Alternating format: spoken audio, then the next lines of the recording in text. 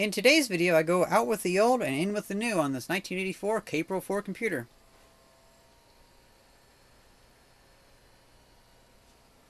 Here's how I do it.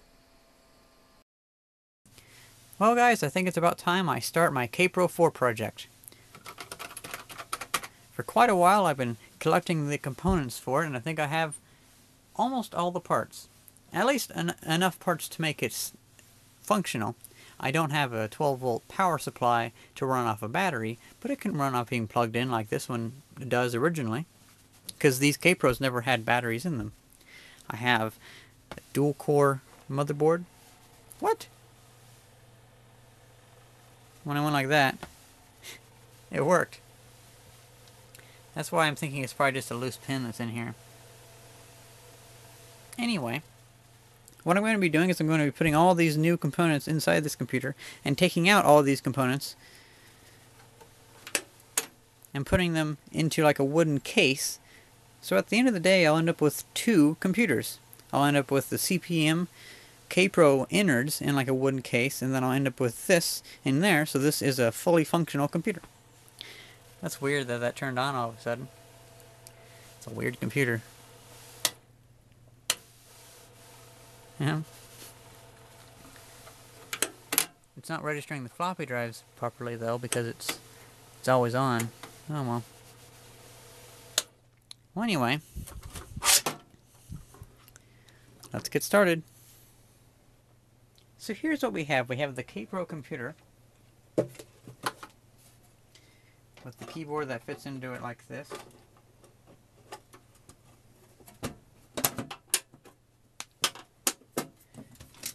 Then that acts like a big suitcase. You can carry it around. Now, somebody put little paw prints over here with kitty litter, so there's probably kitty litter inside there. But oh well. How we open it up is 1, 2, then 4, and 4 screws. And they're pretty easy to undo.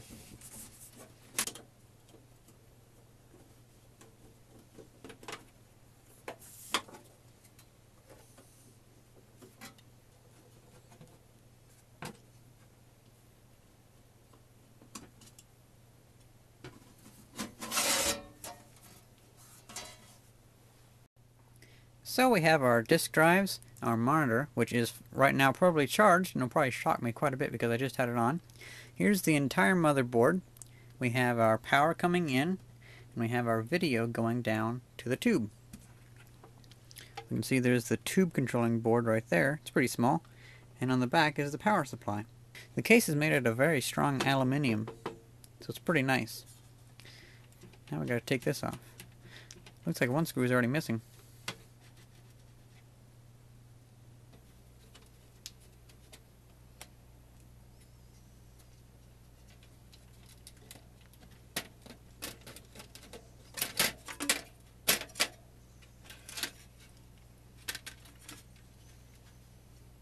Now that is a cool board.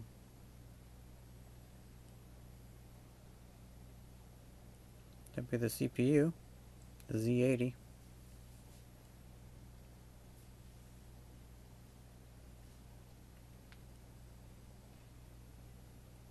Pretty cool. This will have to be its own video.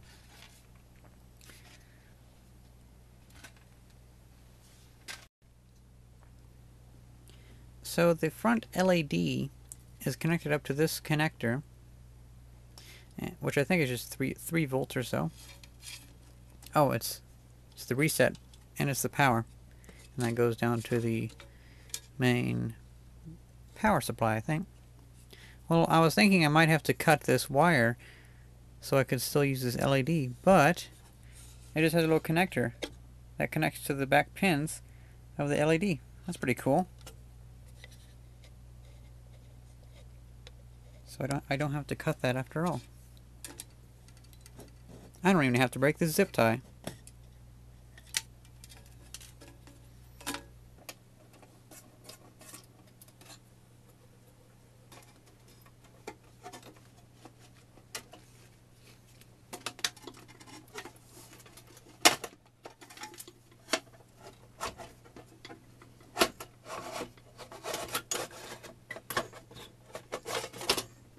Oh, look at that. A full height 5 1/4 inch floppy disk. And it's actually really light. I'm surprised.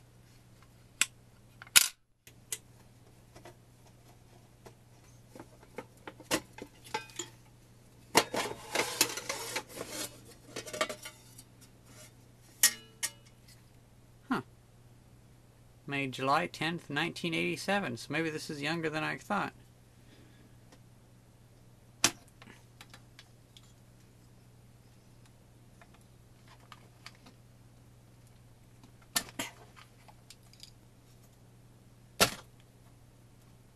Fucking hell.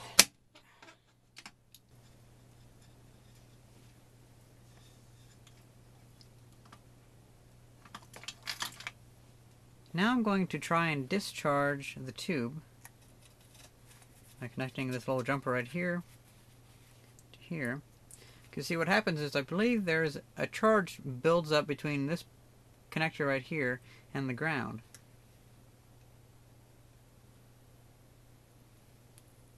Push this underneath there and it should pop.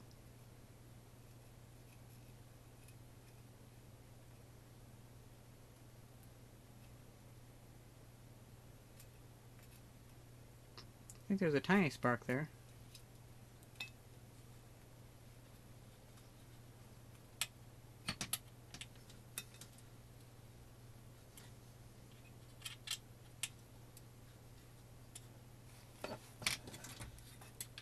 And there we have our screen.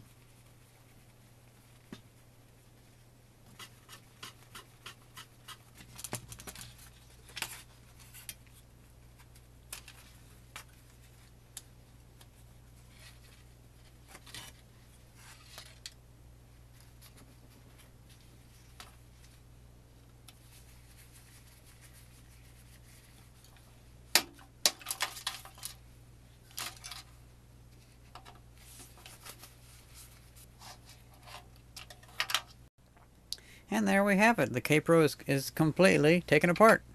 Only things I've left in there that are electrical are the front LED and the power connector on the back. I think that should help quite a bit.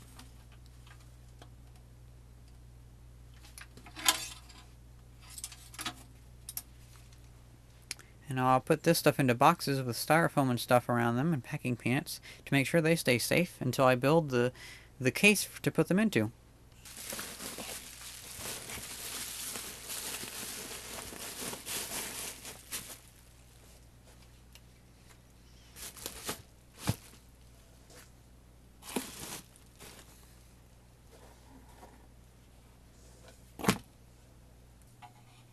So I removed the two pieces of plastic that were here. They just unscrewed real easily. Let's see how this fits.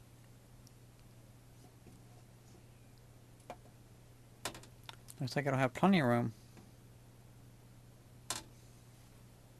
Okay, so the motherboard, I'd like it to sit about here. So I took a screwdriver and I made like a mark where each hole should be. So now I have a place to drill, and I can relocate these little plastic pieces to where I need them to be to pop up the motherboard.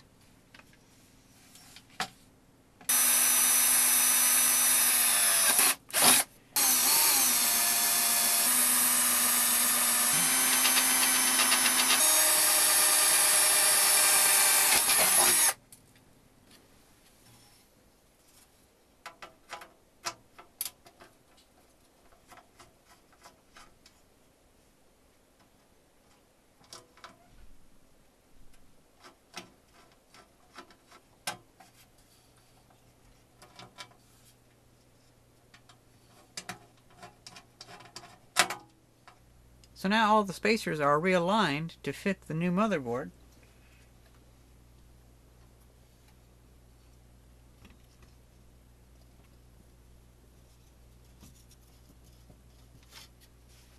Well, that went quite nicely. Fits in there perfectly. Very sturdy too.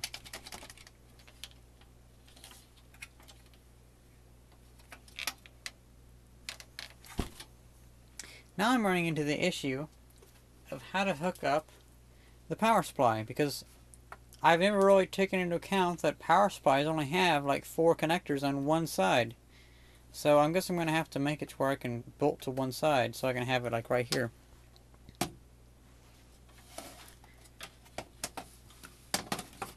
That'd be a nice place to have it, because then I'd be able to connect all the components to like the parts of the board.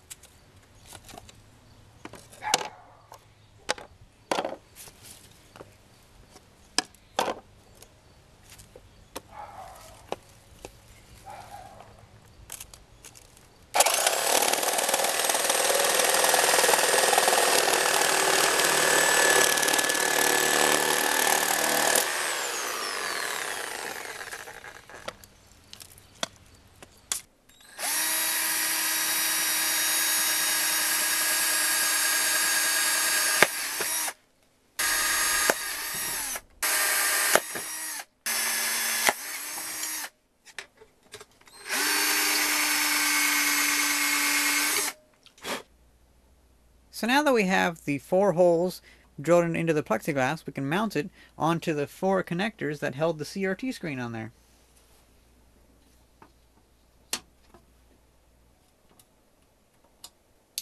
So now that that's on there solid,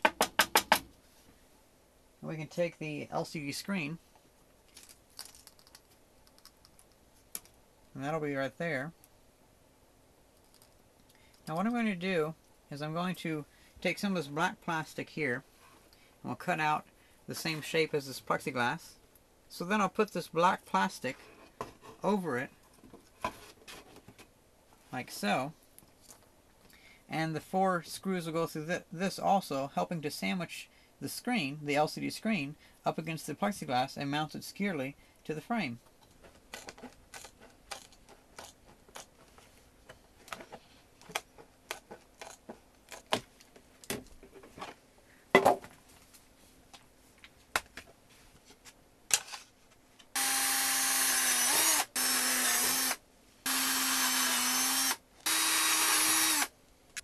So now these can fit together nicely, but the screws weren't long enough, so I ran to a hardware store and picked up some longer ones. That should do the trick.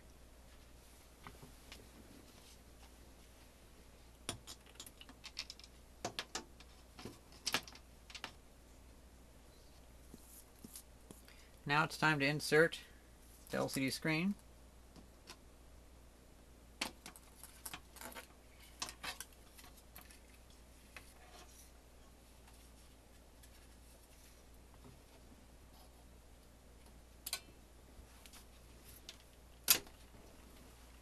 Okay, so now what we have is we have this connector. It'll go into here.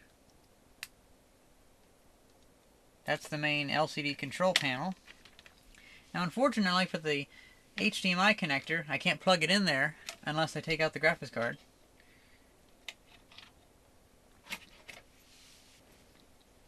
But I do have to say, it actually does seem to help out a little bit.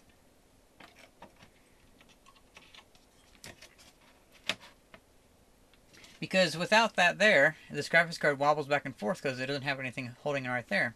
But now this is kind of tight against there, so I could just put a piece of tape on there, and that holds the graphics cards in place. And I have a little power connector that goes to the power, and then this will go into the 12 volt side of the power supply. So we have it all set up for the first test, except for we don't have power coming to the LCD screen. And it just so happens that this power supply has a floppy power connector on it, and I'm not going to be using one of these connectors for a 3.5 inch floppy drive, so there we go.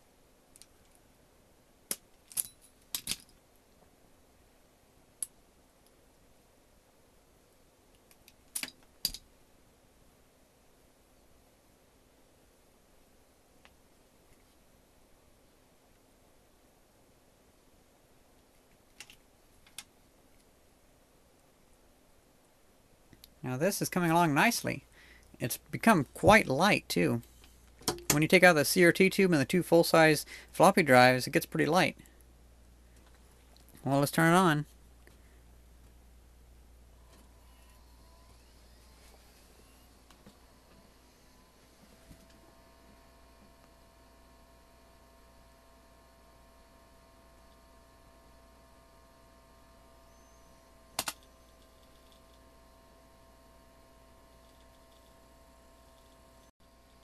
Gotta say, this is pretty cool.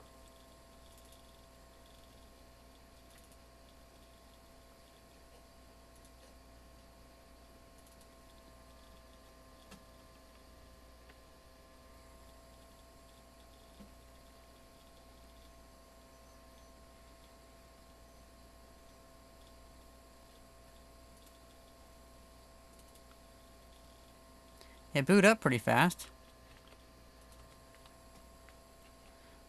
Looks like I'll have to worry about adding sound. Have to worry about adding the power supply. And I'm going to have to worry about probably other stuff like battery and whatnot.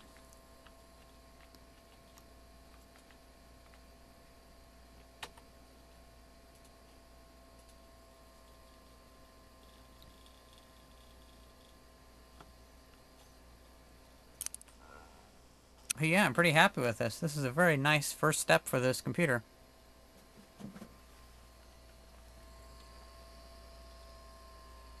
I'm thinking I'll have the hard drive probably on the back here, have the power supply up here, make it like a... I'll probably make a mounting bracket to hold the power supply, or I might just weld some bolts to the edge of the power supply. But I have been looking into just getting a 12-volt power supply that runs off batteries, so I could just have a lithium battery, then just have a 12-volt power supply charging the battery, so then this actually be battery powered. That would be pretty cool. And over here I'm going to have the bottom bay will be a bunch of connectors, like the audio connector, USB, all that kind of stuff. And then the top one will be an opening, so I can have like a trackball or mouse or something in there, and I can have manuals or CDs or whatever. Of course, I won't have a CD drive on this, but oh well. Now, as for the keyboard, I'm not going to use the original keyboard. I'm going to take this out, and I'm going to put a custom keyboard in there. Or not a custom keyboard, but I'm going to take a regular keyboard and put it in there and make an actual shroud for it. I was originally going to take this keyboard and make a circuit that would change its data output so the computer could read it. But then it occurred to me there'd be a lot of trouble. I wouldn't get like the function keys. I wouldn't get a lot of the other useful keys.